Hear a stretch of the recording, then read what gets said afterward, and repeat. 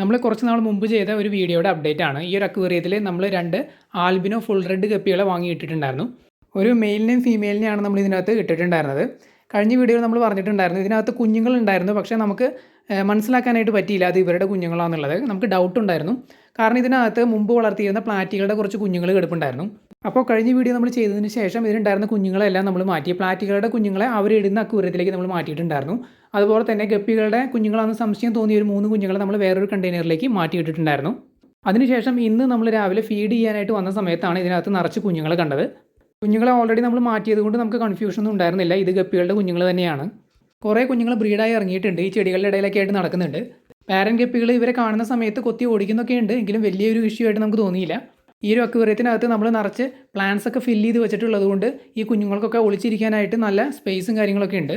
പിന്നെ ഈ കുഞ്ഞുങ്ങളെല്ലാം നല്ല രീതിയിൽ ഫുഡ് കഴിക്കുന്നുണ്ട്. നമ്മൾ ഈ അഡൽട്ട് ഗപ്പികൾക്ക് ഫീഡ് ചെയ്യാനായിട്ട് വരുന്ന സമയത്ത് അക്വേറിയത്തിൻ്റെ പല ഭാഗങ്ങളിലായിട്ട് നമ്മൾ ബീറ്റ ഫിഷിന് കൊടുക്കുന്ന ആ ഒരു ചെറിയ പെല്ലറ്റ് നമ്മൾ സ്പ്രെഡ് ചെയ്ത് ഇട്ട് കൊടുക്കുകയാണ് ചെയ്യുന്നത്.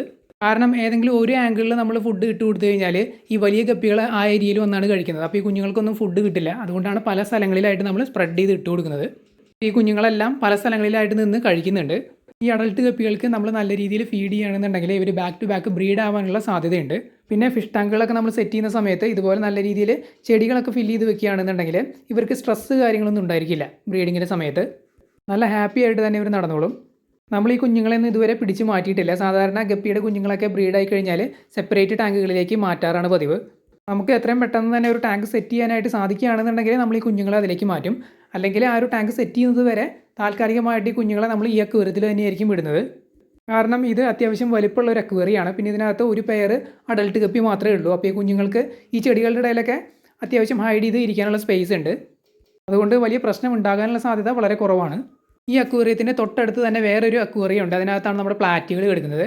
അതിനകത്തുള്ള അഡൽട്ട് പ്ലാറ്റുകളെല്ലാം ഭാവിയിൽ നമ്മൾ വേറൊരു ഔട്ട്ഡോർ ടാങ്കിലേക്ക് മാറ്റാൻ പ്ലാൻ ചെയ്യുന്നുണ്ട്. എന്നിട്ട് ആ ഒരു അക്വേറിയത്തിൽ ഈ ഗപ്പികളെ തന്നെ ഇടാനാണ് വിചാരിക്കുന്നത്. അങ്ങനെയാകുമ്പോൾ ഈ 2 അക്വേറിയങ്ങളും നമുക്ക് ഈ ആൽബിനോ ഫുൾ റെഡ് ഗപ്പികളെ വളർത്താനും ബ്രീഡ് ചെയ്യിക്കാനൊക്കെ യൂസ് ചെയ്യാം. നമ്മൾ പ്ലാറ്റുകൾക്കായിട്ട് ഒരു ഔട്ട്ഡോർ ടാങ്ക് സെറ്റ് ചെയ്തിട്ടുണ്ടായിരുന്നു. അപ്പോൾ അതിനകത്ത് കുറച്ച് മെയിൻ്റനൻസ് വർക്കുകൾ ചെയ്യാനുണ്ട്. അത് ചെയ്ത് കഴിഞ്ഞ് കഴിഞ്ഞാൽ നമ്മൾ എല്ലാ പ്ലാറ്റുകളെയും കൂടി ആ ഒരു ടാങ്കിലേക്ക് മാറ്റാമെന്നാണ് വിചാരിക്കുന്നത്. ഈ അക്വേറിയത്തിൽ കാണുന്നതെല്ലാം ജാവ ഫോൺ ചെടികളാണ്. ഇത് വളർത്താനായിട്ടാണ് മെയിനായിട്ട് നമ്മൾ ഈ പ്ലാറ്റുകളെ വാങ്ങിയത്. കാരണം മീനുകളുടെ വേസ്റ്റ് ഉപയോഗിച്ചാണ് ഈ ചെടികൾ വളരുന്നത്. അതുകൊണ്ട് കുറേ നാളായിട്ട് നമ്മൾ പ്ലാറ്റുകളെയായിരുന്നു യൂസ് ചെയ്തിട്ടുണ്ടായിരുന്നത്. ഇനി ഇവിടെ നിന്ന് അങ്ങോട്ട് നമ്മുടെ അക്വേറിയങ്ങളിൽ ഇതുപോലെ ചെടി വളർത്താനൊക്കെ ആയിട്ട് നമ്മൾ ഗപ്പികളെയാണ് ഇടാമെന്ന് വിചാരിക്കുന്നത്.